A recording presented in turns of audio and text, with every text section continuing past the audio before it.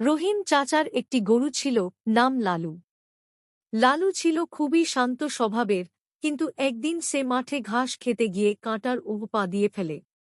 সন্ধ্যায় বাড়ি ফিরে আসার পর রহিম চাচা দেখলেন লালুর পায়ের এক পাশে লালচে ঘা হয়ে গেছে।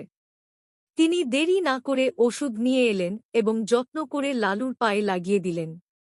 প্রতিদিন সকালে ও সন্ধ্যায় তিনি লালুর ক্ষতস্থানে ওষুধ লাগাতে লাগলেন।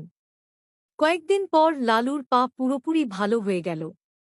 সে আবার আগের মতো প্রাণ খুলে খেলতে ও ঘাস খেতে পারছিল। লালুর সুস্থ হয়ে ওঠা দেখে রহিম চাচা খুব খুশি হলেন। তিনি লালুর জন্য বাজার থেকে ভালো খাবার এনে দিলেন, তাজা খড়, গুড় আর একটু ভুসি মিশিয়ে এক বালতি খাবার। লালু খুশি মনে খেয়ে নিল।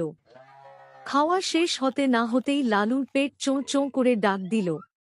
কিছুক্ষণ পর সে উঠানের এক পাশে গিয়ে